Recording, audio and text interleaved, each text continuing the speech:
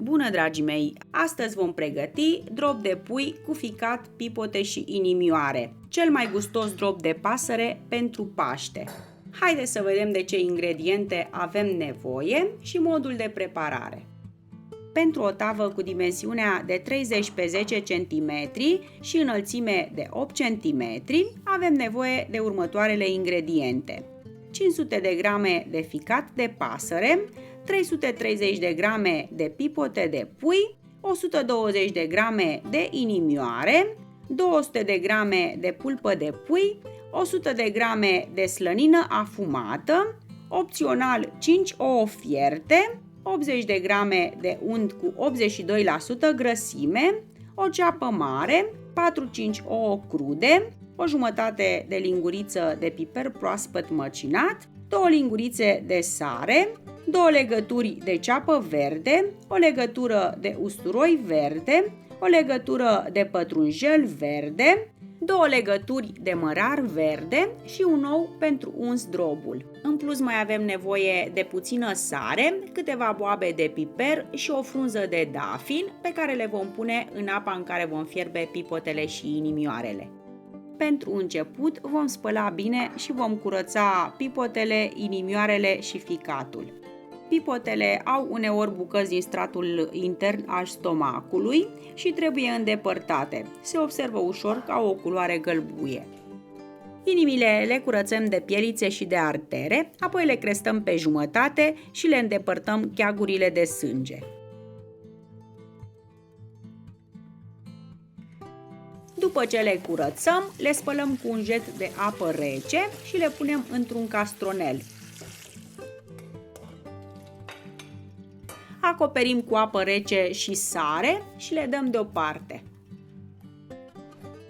Între timp, curățăm ficatul de pielițe și de orice parte verzuie sau galbenă care ar putea fi atinsă de fiere și îl spălăm bine cu apă rece. Uscăm ficatul cu prosoape de hârtie și îl tăiem în bucățele mai mici ca să-l prăjim mai repede. Pulpele de pui le tăiem în bucățele mai mici și le dăm deoparte. Punem la foc o crăticioară în care adăugăm aproximativ 1 litru de apă, puțină sare, câteva boabe de piper și o frunză de dafin, iar când a început să fiarbă, adăugăm inimile și pipotele pe care le-am ținut în apă cu sare. Luăm spuma care se formează deasupra și lăsăm să fiarbă aproximativ 40 de minute. Între timp, tocăm mărunt ceapa uscată, ceapa verde, usturoiul verde, mărarul și pătrunjelul. După aproximativ 40 de minute, scoatem pipotele și inimioarele într-un castronel și le dăm deoparte. Încingem o tigaie mare în care vom pune jumătate din cantitatea de unt și prăjim la foc mare pulpele, amestecând din când în când.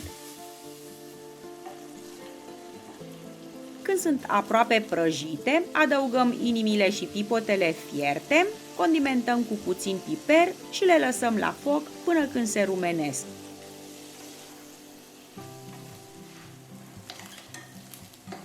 Când s-au rumenit, le scoatem într-un castronel și le lăsăm să se răcorească. Punem și cealaltă bucată de unt în tigaie și lăsăm să se topească. Prăjim ficăciorul în 2 tranșe și îl condimentăm cu sare și piper abia spre final, pentru că sarea întărește ficatul. Când s-au rumenit frumos, îi scoatem într-un castronel și îi lăsăm să se răcorească aproximativ 20 de minute. Dăm focul mai mic și prăjim în aceeași tigaie și ceapa uscată. Dacă mai este nevoie, mai adăugăm puțin unt.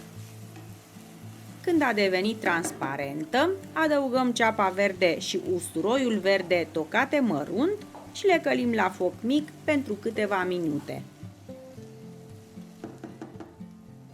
Scoatem ceapa și usturoiul într-un castronel și le dăm deoparte. După ce carnea și organele de pui s-au mai răcorit, trecem la tocarea lor cu mașina de carne. Eu am folosit sita cu găurelele cele mai mari pentru că ne place să simțim bucățele mai mari în drоб.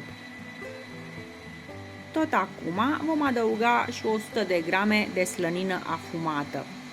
Slănina are un rol foarte important. Pe lângă mirosul și gustul deosebit pe care îl dă drobului, ea este cea care îi dă fragezime și cremozitate. Dacă nu aveți slănină afumată, puteți să folosiți și slănină proaspătă. Cam așa trebuie să arate tocătura. Punem totul într-un castronel încăpător. Adăugăm deasupra ceapa și usturoiul gătite, mărarul și pătrunjelul verde tocate mărunt și amestecăm. Adăugăm ouăle crude pe rând. Nu le vom pune pe toate deodată, ci vom pune doar atâtea încât să legăm compoziția. De moment adaug 4 ouă și dacă mai este nevoie, îl adaug și pe al 5-lea. Condimentăm cu piper proaspăt măcinat și sare și amestecăm bine. Dacă compoziția nu este destul de legată, mai adăugați un ou în plus. La mine 4 ouă sunt suficiente. Dacă tocați organele mai mare sau la cuțit, atunci va fi nevoie de mai multe ouă ca să lege compoziția. Gustăm puțin din compoziție să vedem dacă mai este nevoie de sare sau de piper și putem să punem drobul în tavă. Eu am folosit o tavă de cozonac cu dimensiunea de 10 pe 30 cm și adâncime de 8 cm. Punem jumătate din compoziție în tavă, apoi vom așeza ouăle fierte la jumătate și punem peste ele și cealaltă cantitate de drob. Ouăle trebuie să fie fierte mai puțin, 7 minute sunt suficiente, deoarece o să le băgăm și la cuptor și în loc de galbenul acela frumos o să aibă după coacere o culoare verzuie. Nivelăm cu o lingură sau cu o spatulă și ungem drobul cu oul crud care ne-a rămas sau punem deasupra câteva bucățele de unt. Dăm drobul la cuptorul preîncălzit la 180 de grade pe programul sus și jos fără ventilator pentru aproximativ o oră. Timpul de coacere poate fi diferit în funcție de cuptorul fiecăruia. Așa arată drobul meu după coacere. O minunăție! Lăsăm drobul să se răcească complet pe masa de bucătărie, aproximativ 2 ore, apoi îl vom muta într-o cameră răcoroasă sau la frigider pentru minim 6 ore. Ca să-l putem răsturna și felia, trebuie să stea câteva ore la rece. Eu l-am lăsat la frigider peste noapte. A doua zi am răsturnat drobul pe un platou. Îl voi lăsa cu fața în sus pentru că are o superbă crustă rumenită. Tăiem drobul cu un cuțit bine ascuțit în feliuțe potrivite. După cum vedeți, drobul nu se sfărâmă și puteți tăia feliile cât doriți de subțiri.